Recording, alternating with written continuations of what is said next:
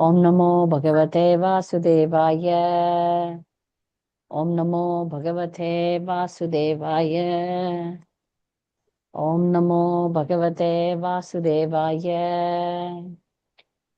नारायणं नमस्कृत्य नरं चैव नरोत्तमं देवीं सरस्वतीं व्यासं ततो जयं मुदीरयेत्। नष्टप्रायेषु अभद्रेषु नित्यं भागवत सेवया भगवती उत्तमश्लोके भक्तिर्भवति नैष्टिकी। ओम ज्ञानतिमिरञ्जस्य ज्ञानाञ्जनशलाकये चक्षुरुन्मीलितं येन तस्मै श्रीगुरवे नमः। श्रीचैतन्यमनोभीष्टं स्थापितं येन भूतले स्वयं रूपकदा मह्यं ददाति स्वपदान्तिकम्। वन्देऽहं श्रीगुरु श्रीयुतपथकमलं श्रीगुरुन् वैष्णवां च श्रीरूपं सागरजातं सगन रघुनाथान्वितं तां सजीवं साद्वैतं सावधूतं परिजनसहितं कृष्ण चैतन्य देवं श्री राधा कृष्ण पादान् सगन ललिता श्री विशाखान्वितं च। हे कृष्णा करुणा सिंधु दीनबन्धो जगत्पते गोपेश गोपिका कांत राधा कांत नमोस्तुते। जयदां सुरदौ पंगोर्मम मंदमतेर्गति मत्सर्वस्य पादाम्बोजौ राधा मदन मोहनौ दिव्यवृंदारण्य कल्पद्रुमादग श्रीमत् रत्नाकारो सिंहासनौस्तौ श्रीमत् राधा श्रील गोविंद देवो प्रेस्ते लिबि सेव्यमानो स्मरामि। श्रीमान रासरसारंभी वंशी वटतटस्थित कर्षन् वेणुस्वनैर्गोपीर्गोपीनाथ श्रीयास्तु नः। तप्त कांचन गौरांगी राधे वृंदावनेश्वरी वृषभानुसुते देवी प्रणमामि हरिप्रिये। वाञ्छाकल्पतरुभ्यश्च कृपा सिन्धुभ्येव च पतितानां पावनेभ्यो वैष्णवेभ्यो नमो नमः। नमः ओं विष्णुपादाय कृष्णप्रेष्ठाय भूतले श्रीमते भक्ति विकास स्वामिनिति नामिने। नमः ओं विष्णुपादाय कृष्णप्रेष्ठाय भूतले श्रीमते भक्ति वेदांत स्वामिनिति नामिने। नमस्ते सारस्वते देवे गौरवाणी प्रचारिणे निर्विशेष शून्यवादी पाश्चात्य देशतारिणे श्री कृष्ण चैतन्य प्रभु नित्यानंद श्री अद्वैत गदाधर शिवासादि गौर भक्त वृंद। हरे कृष्ण कृष्ण कृष्ण हरे हरे हरे राम राम राम हरे हरे। भागवत प्रार्थனை. सर्वशास्त्रादि पीयूषा सर्ववेदैक सत्फला सर्वसिद्धांत रत्नाढ्य सर्वलोकैक दृक्पृता सर्वभागवत प्राण श्रीमद्भागवत प्रभो कलिद्वन्द्वोदितादित्य श्री कृष्ण परिवर्तित परमानंद पाठाय प्रेम वक्षाक्षराय ते सर्वदा सर्वसेव्याय श्री कृष्णाय नमोस्तुमे। मथेक बंधो मत संगिन मत गोरो मन महादन मन्निस्तारक मद्भाग्य मदानंद नमोस्तुते। असाधु साधु ददायिन् अधिनोच्चताकरा अनामुञ्च कदाचिन् मां प्रेम्णा हृत्कण्ठयो स्फुरा। कृष्णादन्यमजानत शनमपि स्वप्नेऽपि विश्वेश्वरे तस्मिन् भक्तिमहैत् किं विदततो हृत्काय वक्बीर् सदा शीलान् सद्गुणपुञ्जकेलिनिलयान् प्रेमावतारानहं वन्दे भागवतानिमम् अनुलवम् मूर्ध्ना निपत्यक्षितौ। श्रीमद् भागवतम की जय। श्रील प्रभुपाद की जय। श्रीमद् भागवतम कांडम 11 அத்தியாயம் 4. சென்ற அத்தியாயத்தினுடைய கேள்வி கடைசி பகுதியினுடைய கேள்வி பதில்களை பார்த்துட்டு நம்ம இன்னைக்கு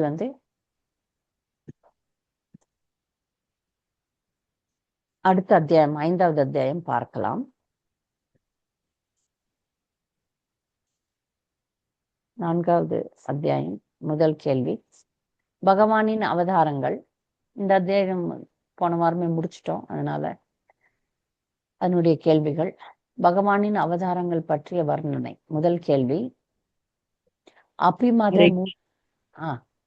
அபிமத மூர்த்தி என்றால் என்ன? ஹரே கிருஷ்ண மாதாஜி. ஒருவன் பகவானுக்கு அன்பு தொண்டு செய்ய தூண்டுவதுமான ஒரு ரூபத்தை ஒருவன் தேர்ந்தெடுக்க வேண்டும் என்பது அபிமத மூர்த்தி என்பதன் பொருளாகும். அதுல ஒரு முக்கியமான கருத்து, எனக்கு பிடிச்ச ரூபமா இருந்தாலும் அது நிச்சய ரூபமா இருக்கணும். கற்பனை பண்ற ரூபம் கிடையாது, அது நித்திய ரூபம். இப்போ நான் நரசிம்மர், ராமர், வராகர், கிருஷ்ணர், அது நித்திய ரூபமாக இருக்கும். நானே கற்பனை பண்ற ரூபம் கிடையாது. ஹரே கிருஷ்ணா. இதுல விஸ்வரூபம் கூட வராது. ஏன்னா விஸ்வரூபம் கூட வந்து கற்பனை ரூபம்தான். நன்றி. அடுத்த கேள்வி. பால புத்தி உடையவன் என யாரை ஸ்ரீ துருமலர் கூறுகிறார்? ஸ்ரீ லலிதா சுந்தரி மாதாஜி. ஹரே கிருஷ்ணா மாதாஜி. பிரணாம் மாதாஜி. ஸ்ரீ துருமலர் கூறினார், எவன் எல்லையற்ற பரமபுருஷரின் எண்ணற்ற குணங்களை முழுமையாக விவரிக்க முயற்சிக்கிறானோ அவன் குழந்தைத்தனமான புத்தி உள்ளவன் ஆவான் என்று கூறுகிறார்.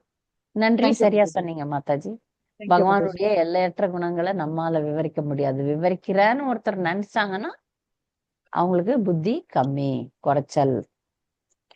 மூன்றாவது கேள்வி. ஏன் ஒருவரால் பரமபுருஷரின் மகிமைகளை முழுமையாக விவரிக்க முடியாது? ஹரே கிருஷ்ணா மாதாஜி. சொல்லுங்க மாதாஜி. எந்த மனிதனாலும் பூமியில் உள்ள தூசுகளை கணக்கிட முடியாது. எனவே ஒருவன் தனது அற்ப முயற்சினால் முட்டாள்தனமான பரமபுருஷரை புரிந்து கொள்ள முயற்சிக்க கூடாது. எண்ணற்ற வாய்கள் உடைய பகவான் அனந்த தேவரால் கூட பரமபுருஷரின் மகிமைகளை முழுமையாக விவரிக்க முடியாது. அனந்தரை விவரிக்க முடியலன்னு சரண்டர் ஆவறாரு. அப்ப நாம மனிதர்கள் எப்படி விவரிக்க முடியும்? பூமியில இருக்கிற தூசுகளை கணக்கு போட முடியாத மாதிரி பகவானுடைய குணங்களையும் நம்மால கணக்கு போட முடியாது. நன்றி. சரியா சொன்னீங்க. நான்காவது கேள்வி. பூதை, பஞ்சாட்டா என்ற வார்த்தைகள் எதை குறிப்பிடுகின்றது? ஹரே கிருஷ்ணா மாதாஜி. ஹரே பூதை, கிருஷ்ணா. பூதை, பஞ்சமி என்ற சொற்கள் மண், நீர், நெருப்பு, காற்று, ஆகாயம் ஆகிய பஞ்சபூதங்களை குறிப்பிடுகின்றன. பூதம்னா நிறைய பேருக்கு பூதம்னு நினைச்சுப்பாங்க. பூதம் என்பது அந்த பஞ்சபூதங்களை சொல்றது. சரியா? அதனால அந்த பஞ்சபூதங்களை தான், பஞ்சபூதங்கள்னா ஐந்து மூலப்பொருட்கள். 5 மூலப்பொருட்கள். சரியா? ஐந்தாவது கேள்வி. மாயாதேவியின் இருப்பிடம் யாது? சந்திராதேவி. மாதாஜி, இந்த ஜட உலகம் பகவானின் மாயா சக்தியான மாயாதேவின் இருப்பிடமாகும். யாரெல்லாம் தேவி மாதா வணங்குறாங்களோ அவங்க எல்லாம் இங்கதான் திரும்பி வந்தாகணும். ஆறாவது கேள்வி. எந்த விஷயங்கள் ஜட உடலின் மரணத்துடன் மறைந்து விடுகின்றன? எல்லையற்ற ஆன்மீக உடலின் நிழலை போன்ற ஒரு ஜட உடலை பந்தப்பட்ட யசோதா மாதாஜி பதில் சொல்றாங்க.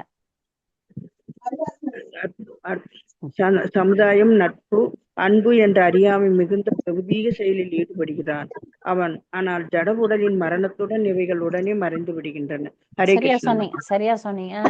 இந்த சமுதாயம், நட்பு, அன்பு அதெல்லாம் வந்து நல்லதுதான். இப்போ கொலை பண்றதுக்கு, சண்டை போடுறதுக்கு, இந்த மாதிரி விஷயங்களுக்கு ஒப்பிடுகையில் அன்பா இருக்கிறது நல்லதுதான். ஆனா அந்த அன்பு கூட, அந்த நட்பு கூட மரணத்துல முடிஞ்சு போகுது. ஒருவருடைய வாழ்க்கை முடியும் போது முடிஞ்சு போகுது. அதனால இந்த ஜட உடலுடன் அதெல்லாம் முடிஞ்சு போகுது. ஏழாவது கேள்வி. பந்தப்பட்ட ஆத்மா எதை பற்றி யோசித்து பார்க்க வேண்டும்? மோகினி ரூபம். அறியாமையில் மூழ்கி பிழைப்பதற்கு இவ்வளவு வசதிகளை பகவான் எனக்கு கொடுத்திருப்பாரானால் முட்டாள்தனமான மனக்கற்பனைகளை விட்டுவிட்டு பணிவோடு அவரது வழிகாட்டலை நான் பின்பற்றினால் இந்த அறியாமையிலிருந்து வெளிப்படுவதற்கு இன்னும் அதிகமான வசதிகளை நிச்சயமாக எனக்கு அவர் கொடுப்பார் என்று ஒரு ஆத்மா யோசித்து பார்க்க வேண்டும். நான் வந்து அறியாமையில இருக்கும்போது முட்டாள்தனமா இந்த உலகத்தை சுகிக்கணும்னு நினைக்கும் போதே நமக்கு இவ்வளவு வசதி தராரு. அவர்கிட்ட போனோன்னும் போது அவர் எவ்வளவு வசதி தருவாரு? அதை பத்தி நம்ம யோசிக்கணும்ல. ஆனால இந்த விஷயங்கள்ல இருக்கிற இன்பத்தை நாம் விட்டுவிட வேண்டும் அப்படின்னு சொல்றாங்க.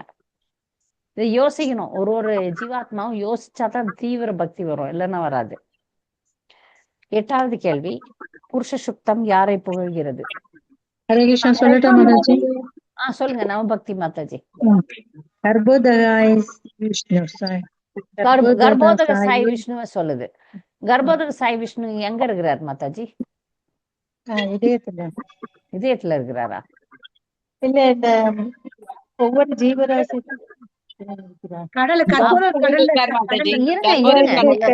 நான் யார் பதில் சொல்றாங்களோ அவங்களதான் கேக்குறேன். மத்தவங்களை யாரையும் கேட்கல. மத்தவங்களுக்கு எல்லாம் தெரியும். அது நவபக்தி மாதாஜி மட்டும்தான் பதில் சொல்லணும். ஒவ்வொரு பிரபஞ்சத்திலயும் ஒவ்வொரு பிரபஞ்சத்திலயும் இருக்கக்கூடிய 2வது விரிவாக்கம். முதல் விரிவாக்கம் வந்து காரணோதக சாய் விஷ்ணு, அவர்தான் மகாவிஷ்ணு. இவர் கர்ப்போதக சாய் விஷ்ணு எல்லாரும் சைன திருக்கோலம் தான். ஒரு பிரபஞ்சத்துக்கும் ஒரு கர்ப்போதக சாய் விஷ்ணு உள்ள நுழைவர். அவர் கர்ப்பக்கடல்னு இந்த பிரபஞ்சம் வந்து பாதியா பிரிக்கப்படும், கடலால இருக்கும், பாதி வந்து கடல்ல மூழ்கி இருக்கும். அதுல சயனித்து அவருடைய நாபியில இருந்து தான் பிரம்மா புறப்படுவார். அப்ப மூணாவது தான் சிரோதக சாய் விஷ்ணு. நீங்க சொன்னீங்க எல்லாருடைய இதயத்துல இருக்கிறவர் சிரோதக சாய் விஷ்ணு. அவர் வந்து இந்த பௌதிக உலகத்துல வந்து பார்க்கடல்ல இப்ப சயனித்து இருக்கிறார். காரணோதக சாய் விஷ்ணு எங்க தூங்குறாரு? கடல்லைங்க மாதாஜி, பாட்கடல். ஆஹா, பாட்கடல், அடடடா, விரஜான் விரஜான் காரணக்கடல், காரணக்கடல் மாதாஜி. காரணக்கடல், காரணக்கடல். அவர்தான் மகாவிஷ்ணுன்னு சொன்னல, மூச்சு விட்டா உலகம் வரும், மூச்சு இழுத்தா உலகெல்லாம் உள்ள போயிடும். அவர் மூச்சில இருந்துதான் பல்வேறு வகையான பிரபஞ்சங்கள் தோன்றுகிறது. அதுல ஒரு பிரபஞ்சத்துல ஒரு கர்ப்போதக சாய் விஷ்ணு போறாரு. அந்த கர்ப்போதக சாய் விஷ்ணு அப்ப சயனித்து உலகத்தை படைக்கும் போது பார்க்கடல்ல சயனித்து சிரோதக சாய் விஷ்ணு எல்லா ஜீவராசியினுடைய இதயத்துல பரமாத்மாவாக விட்டிருக்கிறார். சரியா? அவரு மயிர்கால்கள் இருந்து சொல்றாங்களா மாதாஜி? மயிர்கால்ல இருந்து என்ன வருது? பல உலகங்கள் வருதுன்னு சொல்றாங்க. சம்டைம்ஸ் மூச்சுல இருந்து வருதுன்னு சொல்றாங்க. எதை எடுத்துக்கிறது மாதாஜி? எப்ப அவர் எந்த மூட்ல இருக்கிறாரு அப்படி ரெண்டுமே சரியாதான் இருக்கும். ஏன்னா பல யுகங்கள் இருக்கு, பல நேரத்துல பல விதமான படைப்புகள் இருக்கு. அதனால ரெண்டுமே. ஏன்னா இப்ப வராகர்னு வச்சுக்கிட்டீங்கன்னா வெள்ளை வராக இருக்கிறாரு, சிவப்பு வராக இருக்கிறாரு, தெரியுமா? அத மாதிரி வேற வேற யுகங்கள்ல அதனால வர்ணனைகள் ரெண்டும் சரியா இருக்கலாம். ஹரே கிருஷ்ணா. 9வது கேள்வி, ஆதிகர்த்தா என்ற சொல் யாரை குறிப்பிடுவதாக ஸ்ரீதர சுவாமி கருத்துரைக்கிறார்? சாந்தாமணி மாதாஜி. ஹரே கிருஷ்ண மாதாஜி.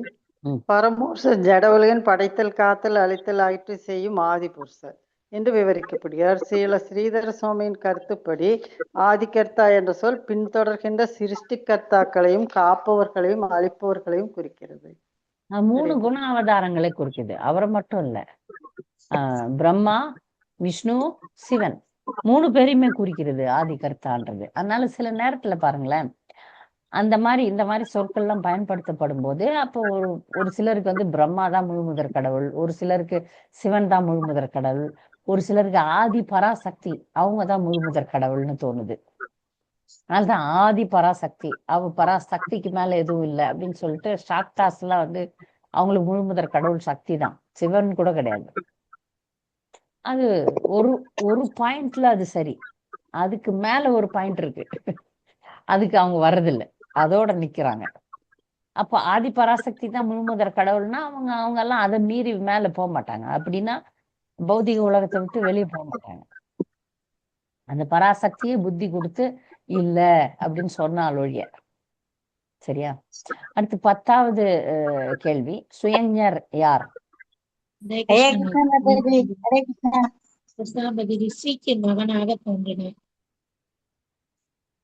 சுயஞர் யாகத்தின் தலைவர்,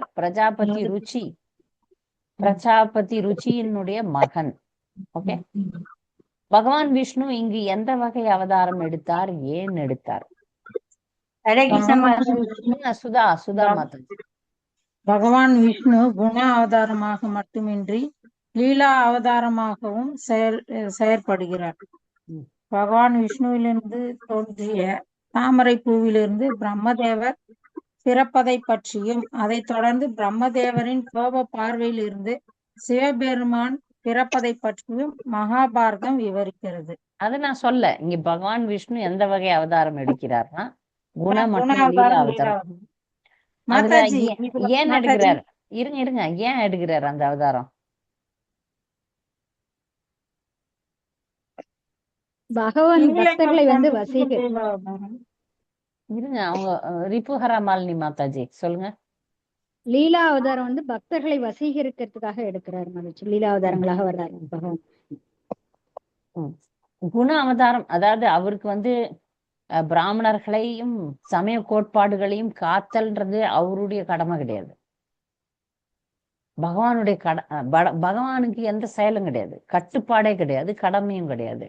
அப்ப லீலை புரிவதற்காக வர்றார். குண அவதாரமாக இருந்தாலும் இங்க லீலா அவதாரமாக வருகிறார். லீலை புரிவதற்காக வர்றாரே தவிர அவருக்கு ஒரு கட்டளை கிடையாது, அவர் கடமை கிடையாது.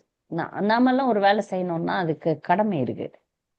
அந்த மாதிரி ஒரு கடமை கிடையாது பகவானுக்கு. எதுலயும் எந்த ந கர்ம லிம்பாந்தின்னு ஒரு ஸ்லோகம் வரும். எனக்கு எந்த ஒரு கட்டுப்பாடுமோ கடமையோ கிடையாது பகவானுக்கு. அவர் விருப்பப்படிதான் செயல்படுவார். யாரோ இப்ப கேள்வி கேளுங்க. நான் தான் மாதாஜி. மாதாஜி, அவர் கடல் அலை போல எண்ணற்ற அவதாரம் எடுத்திருக்காரு. அது ஏன் மாதாஜி இந்த ரெண்டு மாத்திரம் கேக்குறாங்க? எங்க கேக்குறாங்க? இல்ல, இரண்டு அவதாரம் கேக்குறாங்களே, அதை கேக்குறேன் மாதாஜி. நான் தான் கேட்டேன். இந்த பகவான் இல்ல, அவரு எண்ணற்ற அவதாரம் எடுக்கிறாருல்ல, அதுல இது ரெண்டு மாத்திரம் மென்ஷன் பண்றாங்களே, அதை கேக்குறேன் மாதாஜி. இங்க இங்க அதுதான் சம்பந்தப்பட்டிருக்குது, அதனால அதை பத்தி பேசுறாங்க. ஓகே, எத்தனை அவதாரம் கேக்குறீங்க? அவர் எண்ணற்ற அவதாரம் எடுத்திருக்காரு, அதுக்கு சொல்றேன் மாதாஜி.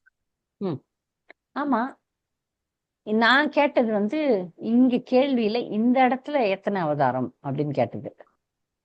எண்ணற்ற அவதாரங்கள்ல 6 முக்கியமான அவதாரம் இருக்கு, 6 வகை இருக்கு, 6 வகை இருக்கு இல்லையா மாதாஜி? சீதலா கேசவி, 6 வகை, 6 வகையான துளசி மாராணி மாதாஜி, 6 வகையான அவதாரங்கள். அதுதான் மெயின். புருஷாவதாரம், லீலாவதாரம், குணாவதாரம், மன்வந்திர அவதாரம், யுக அவதாரம், லீலாவதாரம், சத்யாவேக்ஷ அவதாரம். இந்த 6 தான் கேட்டகிரி. இதுக்குள்ள 1000 அவதாரங்கள் இருக்கு மாதாஜி. நீங்க சொல்லுங்க மாதாஜி. குணாவதாரம், லீலாவதாரம், குணாவதாரம் 3 எழுதிட்டேன் மாதாஜி. சத்யாவேக்ஷ அவதாரம், சத்யாவேஷ அவதாரம், சத்யா ஆவேஷ, சக்தி ஊட்டப்பட்ட அவதாரம். யாருன்னா மனுஷனை எடுப்பாரு, அவருக்கு சக்தி ஊட்டுவார். அது பகவான் கிடையாது. சத்ய ஆவேஷன் பகவானுக்கு ஒப்பான அப்படின்னு அர்த்தம். இப்ப பிரபுபாதர் பகவான் கிடையாது, ஆனா அவருக்கு சக்தி ஊட்டி அனுப்புனார். அதனால பிரபுபாதர் சத்யாவேஷ அவதாரம்னு சொல்றோம். புத்தர் சத்யாவேஷ அவதாரம், கல்கி சத்யாவேஷ அவதாரம், பிருத்து மகாராஜ் சத்யாவேஷ அவதாரம், பரசுராமர் சத்யாவேஷ அவதாரம். அவங்க எல்லாம் பகவான் கிடையாது, பகவானுக்கு ஒப்பானவர்கள். சரியா? அது சத்யாவேஷ அவதாரம். குணாவதாரம், லீலா அவதாரம், மன்வந்திர அவதாரம், யுக அவதாரம். யுக அவதாரம் எதுனீங்களா? யுகம் தோறும் வர்றத மன்வந்திரமா?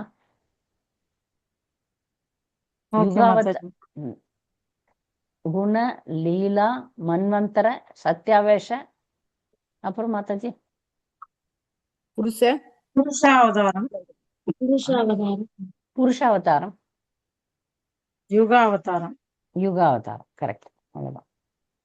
ஆனா மன்வந்திரமும் யுகமும் சேம் மாதிரி தெரியுது. இதை பத்தி விவரங்கள்லாம் இந்த அவதாரங்களை பத்தி ஒரு அவதாரங்களுடைய விவரம் இதுல இருக்கு. பிருஹத் பாகவதாமிருதம், லகு பாகவதாமிருத்துல இருக்கு.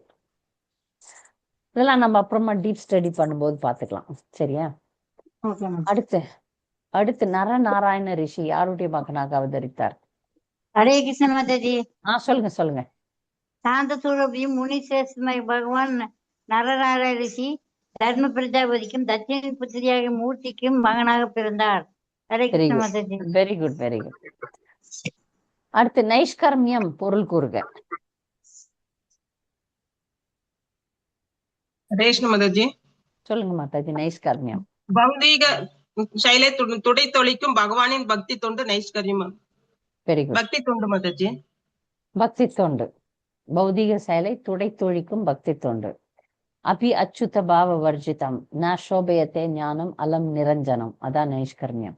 பல நோக்கு கர்மத்தின் பலனை பகவானின் சேவைக்காக அர்ப்பணிக்க வேண்டும். அதான் நைஷ்கர்மியம். நன்றி. கர்மியம் அப்படின்றத இல்லாம ஆக்குறது, பௌதிக வேலைகளை இல்லாம ஆக்கணும். பௌதிகமா எது செஞ்சாலும் நல்லது பண்ணாலும் நல்லது கிடைக்கிறதுக்கு வரணும், கெட்டது பண்ணாலும் கெட்டதை அனுபவிக்கிறதுக்கு வரணும். நைஷ்கர்மியம்ன்றது வந்து உங்களுக்கு கர்மத்தே கொடுக்காத செயல், அது பக்தி செயல். சரியா? நன்றி. பொருள் கூறுக. அதன நான் சொல்றேன் மாதாஜி. சொல்லுங்க. பரமபுருஷருடைய மேலான துறவின் ஐஸ்வர்யத்தை தன்னை போல் பகவானும் பாலுறவு வாழ்வினால் ஈர்க்கப்படக்கூடிய ஒரு சாதாரண மனிதரே என்று இந்திரன் எண்ணினார் என்பதையே பகவானின் மகிமைகளை அறியாமல் என்று பொருள்படும் அதன என்ற சொல் குறிக்கிறது. தன்னை போலவே பகவானை நினைச்சுக்கிறது. மாயவாதிகள் மத்தவங்க எல்லாம் தன்னை மாதிரி பகவானை நினைச்சுக்கிறாங்க. பக்தன் சில நேரங்கள்ல தன்னை மாதிரி பகவானை நினைச்சுப்பான். எப்படின்னா, அன்பு செலுத்துறதுக்காக. ஐயோ பகவானுக்கு பசிக்குமோ அப்படின்னு நினைப்பான். பகவான் பசிக்கு அப்பாற்பட்டவர். ஆனாலும் அன்பின் காரணமாக தினமும் நைவேத்தியம் பண்ணிட்டு ஒரு முறை பண்ணாம விட்டா அது தப்பு இல்லையா? அந்த அன்பின் காரணமாக நினைப்பான். ஆனா மற்றவர்கள்லாம் வந்து நான் வீழ்ச்சி வீழக்கூடியவன், என்னை போல பகவான் அப்படின்னு நினைப்பாங்க. அது தப்பு. சரியா? இந்திரன் பகவான் எதற்காக தவம் புரிகிறார் என எண்ணினான். ஹரே கிருஷ்ணா. ஹரே கிருஷ்ணா. இருங்க, பதில் சொல்லாதவங்க யாருன்னா வரணும். ஹரே கிருஷ்ண மாஜ். தேங்க்யூ மாஜ். இந்திரன் தனது சொர்க்கலோக பதவியில் மிகவும் பற்று கொண்டிருந்தால் நிலையற்ற இந்த சொர்க்கலோட்சி ஆட்சியை கைப்பற்றுவதற்காக பகவான் தவங்களை புரிவதாக அவர் நினைக்கிறார். திரிதசபூர் ஆகாயற்ற புஷ்பாயத்தை. அதாவது என்ன மாதிரி தன்னை மாதிரி நினைச்சுக்கிறாரு இந்திரனும். கடவுள்னு தெரியாது, நரநாராயண ரிஷி கடவுள்னு தெரியாது, இந்திர பதவிக்கு ஆசைப்பட்டு தவம் பண்றாரு போல் நினைச்சுக்கிட்டாரு. சரியா? தவங்கள் எப்போது பௌதிகமானதாக கருதப்படுகின்றது? ஹரே கிருஷ்ண மாதாஜி. சரி, நீங்க சொல்லிட்டீங்க. முத்துலட்சுமி மாதாஜி இருங்க. முத்துலட்சுமி மாதா சொல்லுங்க. தவங்களை செய்வதில் ஒருவர் கர்வம் கொள்வனாயின் அத்தகைய தவங்கள் பௌதிகமானவையாக கருதப்படுகின்றன. யாரெல்லாம் தவம் பண்ணிட்டு இப்ப நம்ம கூட பக்தி பண்ணிட்டு நாம் பக்தி பண்றேன்னா எப்ப கர்வம் வைக்கிறோமோ அப்ப எல்லாம் மைனஸ் ஆயிடும். நான் மங்களார்த்தி போறேன், நான் 16 மாலை ஜபிக்கிறேன், நான் கர்மிகளை விட உஸ்தி அப்படின்னு எப்போ நினைக்கிறோமோ அப்ப இறங்கிடுவோம் கீழே. அதே மாதிரிதான் அது இதுக்கும் அப்ளை ஆயிடும். எப்போ நான் பக்தன் அப்படி நான் அவங்கள விட ஒஸ்தின்னு கர்மிகளை விட ஒஸ்தியா நம்மள நினைக்கவே படாது. அதுவும் சொல்லிடுறேன் நான் திரும்ப திரும்ப. நிறைய பக்தர்கள் பேசும்போது அவங்க எல்லாம் கர்மிகள் அப்படின்வாங்க. நாம ஒண்ணு அவ்வளோ அவங்கள விட ரொம்ப ஒஸ்தியா ஆயிடல. இந்த எண்ணம் நமக்கு எப்போதும் இருக்கணும். ஏன்னா எந்த நிமிஷம் கூட ஆகாது நம்ம கீழே முன்ன இருந்த மாதிரி ஆறதுக்கு. ஒரு நிமிஷம் கூட ஆகாது. அப்படி ஒரு என்ன சொல்றது, அப்படி ஆடிக்கிட்டு இருக்கிறோம். அந்த மாதிரி ஆடிக்கிட்டு இருக்கிற பக்தியை போயிட்டு நான் நல்லா பக்தி பண்றேன். முதல்ல பக்தர்கள்லாம் தன்னை பக்தர்கள்னு நினைச்சுக்க மாட்டாங்க, உயர்ந்த நிலையில இருக்கக்கூடிய பக்தர்கள். அப்படி இருக்கும்போது நம்ம வந்து எப்போ இந்த எண்ணம் வருதோ அப்ப அவங்களுக்கு பௌதிகமானதுதான். அது நமக்கும் தவத்துக்கு மட்டும் இல்ல பக்திக்கும் எடுத்துக்கலாம். 17வது கேள்வி. பகவானின் தவத்தை கலைக்க முயன்றவர்களை பகவான் என்ன செய்தார்? ஸ்ரீ நரநாராயணால் இந்திரனின் முட்டாள்தனத்தை உடனே புரிந்து கொள்ள முடிந்தது. அந்த சூழ்நிலையினால் அவர் மகிழ்ந்தார். மன்மதனும் தேவ மங்கையரும் தங்களுடைய பெரும் குற்றத்தை உணர்ந்து நரநாராயண ரிஷி தங்களை சபித்து விடுவாரோ என நினைச்சினர். ஆனால் சாந்த சுரூபியாக விளங்கிய பகவான் அதை பற்றி கவலைப்படாதீர்கள், மாபைக என்று கூறி அவர்களை தேற்றிய பிறகு அவர்களுக்கு நல்ல பிரசாதத்தையும் பூஜா திரவங்களையும் கொடுத்தார். பிற மரியாதைக்குரியவர்களுமாகிய உங்களை உபசரிக்கும் வாய்ப்பை எனக்கு நீங்கள் கொடுக்காவிட்டால் என்னுடைய ஆசிரமம் வெறுமையாக காட்சியளிக்கும் அப்படின்னு சொல்றாரு. அவர் பயப்படல. ஏன்னா அவருக்கு தவம் கலைஞ்சிருமோ, நம்ம பக்தி இறங்கிடுமோன்ற பயம் அவருக்கு இல்லை. அதனால வாங்க, நல்ல சாப்பாடு போட்டு நல்லா உங்களுக்கு இதை விட அழகான பெண்களை தரேன், நீங்க எனக்கு பெண்களை தரத்தாவில்லை, இதை விட அழகான பெண்களை நான் உங்களுக்கு தரேன், நீங்க எடுத்துங்கன்னு. அப்ப அந்த அழகிய பெண்கள்லாம் அப்படியே வெக்கப்பட்டு நின்னாங்களாம். அவ்வளோ இந்த படத்தை நீங்க போட்டிருக்கலாம் மோகினி ரூபா. அவர் தவம் பண்ணும்போது அவருடைய தொடையிலிருந்து அழகான பெண்கள்லாம் வெளியே வருவாங்க. அதை பார்த்துட்டு இந்த அப்சர பெண்கள், இந்திரன் அம்ச பெண்கள்லாம் அப்படியே வெக்கி தலை குனிஞ்சு நிற்பாங்க. அது ஒரு பிக்சர் நல்லா இருக்கும், இஸ்கான் பிக்சர். அடுத்து, தேவர்கள் மற்றும் சாதாரண மனிதர்கள் ஏன் தொல்லைக்கு ஆளாகின்றன? ஹரே கிருஷ்ண மாதாஜி. பகவானே, தேவர்கள் மற்றும் சாதாரண மனிதர்கள் முதலான ஜீவராசிகள் எப்பொழுதும் பௌதிக கர்வத்தினாலும் கோபத்தினாலும் தொல்லைக்குள்ளாகின்றனர். ரெண்டு விஷயம் இருக்குது. அது வந்து பௌதீக கர்வம், நம்ம நிறைய பணம் பொருள் அதெல்லாம் பதவி இதெல்லாம் இருந்துச்சுனாலும் கர்வம் வந்துடும். இன்னொன்னு கோபம். இந்த ரெண்டுமே வந்து தேவர்களுக்கும் இருக்கு, சாதாரண மனிதர்களுக்கும் இருக்கு. 19வது கேள்வி, பக்தி பாதையில் பக்தர்கள் சில சமயம் விழுந்தாலும் எப்படி காப்பாற்றப்படுகிறார்கள்? ஹரே கிருஷ்ண மாதாஜி. சொல்லுங்க. பூரண அன்பு கொண்டுள்ள பக்தர்கள் சில சமயம் பக்தி வழியிலிருந்து விழ நேர்ந்தாலும் அவர்கள் பக்தர் அல்லாதவர்களைப் போல் விடுவதில்லை. ஏனெனில் நீங்கள் எப்பொழுதும் அவர்களை காத்து அருள்கிறீர்கள். இவ்விதமாக அவர்கள் தங்களுடைய எதிரிகளை அச்சமின்றி கடந்து சென்று பக்தி தொண்டில் தொடர்ந்து முன்னேறுகின்றனர். ஹரே கிருஷ்ணா. நன்றி மாதாஜி, சரியா சொன்னீங்க. இந்த ஸ்லோகம் வந்து நம்ம ஞாபகத்துக்கு எழுதி வச்சுக்கலாம். ரொம்ப அழகான ஸ்லோகம். பகவான் கிட்ட ஒரு பிரார்த்தனையா நம்ம இதை வைக்கலாம். அடுத்த கேள்வி, யோகிகள் எதனால் தோற்று விடுகின்றனர்? இப்ப சொல்லுங்க லலிதா சுந்தரி மாதாஜி. ஹரே கிருஷ்ணா மாதாஜி. தேங்க்யூ மாதாஜி. ஒரு யோகி சாபம் கொடுக்கும் போதும் அவர் சேகரித்த யோக சக்தி குறைந்து விடுகிறது. இவ்விதமாக கோபம் முக்தியை கொடுப்பதில்லை, பௌதிக புல நுகர்வையும் கொடுப்பதில்லை. மாறாக அது பௌதிக தவ விரதங்களில் எல்லா பலன்களையும் எரித்து விடுகிறது. பயனற்ற கோபம் ஒரு பசுவின் குளம்படி தேக்கத்தில் உள்ள பயனற்ற குட்டைக்கு ஒப்பிடப்படுகின்றது. இவ்வாறு பரமபுருஷ சிரத்தையற்ற பெரும் யோகிகள் புலநுகர்வு என்னும் கடலை கடந்த பிறகும் கோபம் என்னும் குட்டையில் மூழ்கி விடுகின்றன. பகவானின் பக்தர்கள் உண்மையாகவே பௌதிக வாழ்வின் துன்பங்களை வெற்றி கொள்கின்றன என்று தேவர்கள் ஒப்புக்கொண்ட போதிலும் இதே பலன் பரமபுருஷரின் பக்தி தொண்டில் சிரத்தையற்ற பெயரளவு யோகிகளால் அடையப்படுவதில்லை என்பது இங்கு தெளிவாகின்றது. அதான் ஏன்ற கேள்வி. இப்ப யோகிகள்லாம் ஏன் தோத்து போறாங்கன்னா பகவானை சரணடையாதனால தோத்து போடுறாங்க. பக்தர்கள் தோல்வி அடையறதில்ல, பக்தர்களை பகவான் காப்பாத்திடுறாரு. ஆனா யோகிகள் வந்து ஏன் விழுறாங்கன்னா யோகிகளுக்கும் பக்தர்களுக்கும் உள்ள வித்தியாசம். இது வந்து ஆரம்பத்துல இருந்து பகவத்கீதையில இருந்து இந்த பாடத்தை நமக்கு நடத்துறாங்க. பிரபுபாதர் சொல்றாரு, ஒரு யோகி தன் பலத்துல பகவானை அடையறதுக்கு பாக்குறான், ஆனா பக்தன் பகவானை கொண்டு பகவானை அடைய பாக்குறான். அதனால அதுல வீழ்ச்சி கிடையாது. இப்போ ஒரு குழந்தையை தாய் தூக்கி கொண்டு போகிறாள், ஒரு குழந்தை தாயை பிடித்து கொண்டு போகிறது. இதுல ரெண்டுத்துல வித்தியாசம் இருக்கு. பூனைக்குட்டி குரங்கு.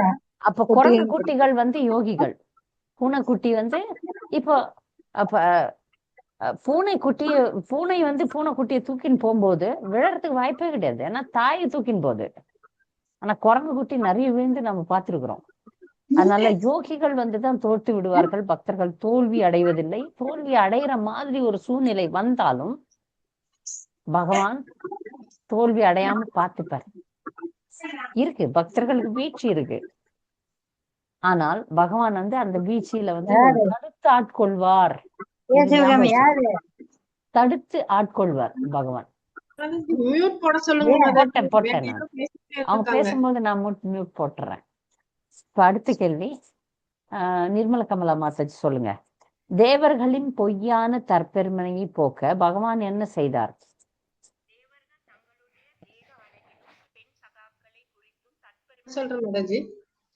அவங்க சொல்றாங்க, சவுண்ட் கம்மியா இருக்குது. நிர்மல கமலா மாதாஜி சொல்லுங்க. அவங்க பேசுறாங்க, சவுண்ட் கம்மியா இருக்குது, அவ்வளவுதான். சரி, உங்களுக்கு சவுண்ட் போச்சு, மழை பெய்யுது இல்ல, அதனால உங்களுக்கு சவுண்டே வரல. நிர்மல கமலா இல்ல, அவங்க சொல்லு. சாரதா பாவினி சொல்லிட்டோம். பகவான் நரநாராயணர் தேவர்களின் பொய்யான தற்பெருமையை போக்கி அவர்களிடம் காரணமற்ற கருணையை காட்டினார். தேவர்கள் தங்களுடைய தேக அழகிலும் பெண் சகாக்களை குறித்தும் தற்பெருமை கொண்டிருந்தனர். ஆனால் தேவ மங்கையரை விட எல்லா விதத்திலும் சிறப்புமிக்க பல பெண்கள் தனக்கு சேவை செய்வதை பகவான் தேவர்களுக்கு காட்டினார். அதான் அவங்க பாருங்க, நீங்க வந்து 1-2 பொண்ணுங்களை தான் வச்சிருக்கீங்க, என்கிட்ட அதை விட ஜாஸ்தி இருக்கு பாருங்கன்னு காட்டுறாரு. வெக்கப்படுறாங்க தேவர்கள் அதை பார்த்து. 22வது கேள்வி, தேவர்கள் எந்த அப்சராவை தேர்ந்தெடுத்தனர்? நிர்மல கமலா மாதாஜி சொல்லுங்க. ஊர்வசி. சரி, நன்றி. இங்கு கூறப்படும் அம்சாவதாரங்கள் யார்? சாந்தமணி மாதாஜி. ஹரே கிருஷ்ண மாதாஜி. கம்சம், தத்தாத்திரேயர் 4 குமாரர்கள் ரிஷபதேவர் மாதாஜி. அம்சம்னா என்னன்னு தெரியுமா? அன்னப்பறவை. அன்னப்பறவை அவர் வந்து இந்த இது அவதாரம் எடுத்தார். அம்சாவதாரம். ஹயக்ரீவர் எதற்காக தோன்றினார்? ஹரே கிருஷ்ணா மாதாஜி. சொல்லுங்க.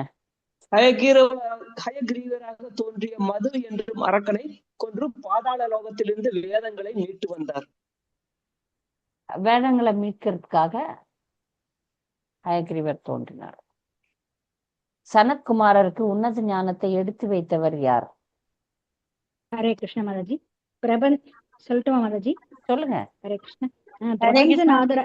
பிரபஞ்சநாதராகிய பகவான் ஸ்ரீஹரி ஒருமுறை குமாரர் என்ற ஓர் இளம் பிரம்மச்சாரியின் ரூபத்தில் தோன்றி சனத்குமாரருக்கு உன்னத ஞானத்தை எடுத்துரைத்தார். சரியா சொன்னீங்க, நன்றி. மத்ச வராக கூர்ம அவதாரங்களில் பகவான் என்ன செய்தார்?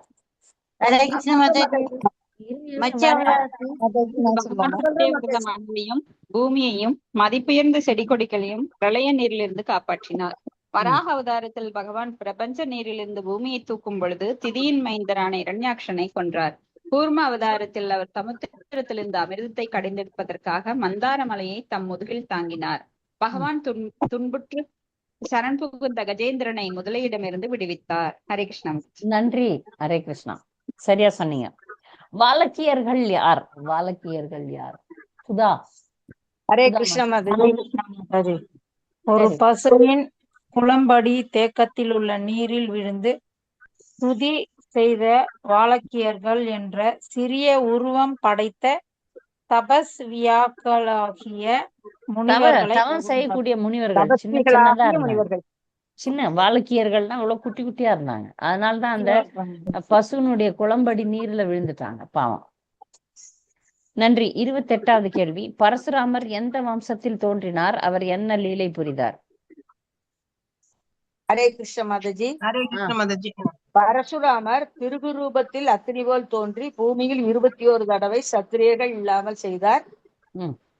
அதே பகவான் சீதா தேவியின் கணவராகிய ராமச்சந்திராக தோன்றி இலங்கையின் சேனைகளோடு 10 தலை ராவணனும் போன்றார்.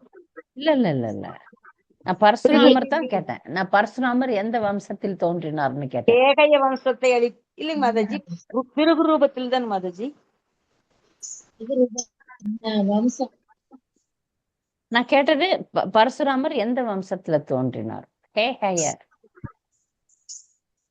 கேகய வம்சத்தை அழிப்பதற்காக தான் போட்டு வந்திருக்கு மாதாஜி. அப்படியா? பாருங்க மொழிபெயர்ப்புல வம்சத்தை அழிப்பதற்காக. ஆனா அவர் தோன்றிய வம்சம்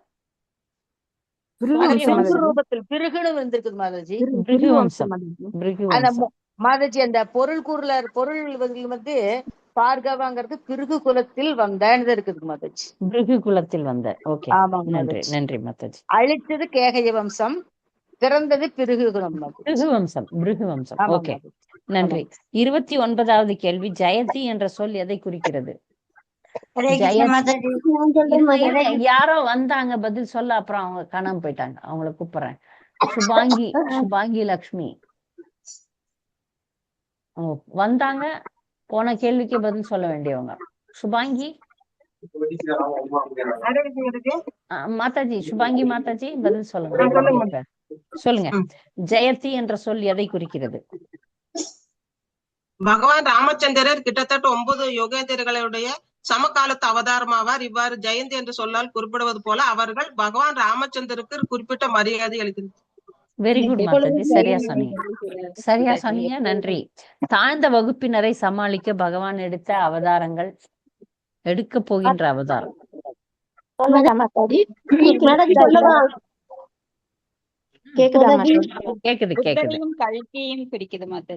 வெரி குட். புத்தரா எடுத்துட்டாரு, வரப்போறது கல்கி. தாழ்ந்த வகுப்பினரை காப்பாத்துறதுக்காக, சமாளிக்க. ஓகே, இந்த பாடத்துல யாருக்காவது ஏதாவது சந்தேகம், கூடுதல் கருத்துக்கள், ஏதாவது சந்தேகம் இருக்கா? முடிச்சிடலாமா? முடிச்சிடலாம். ஹரே கிருஷ்ணா, நன்றி.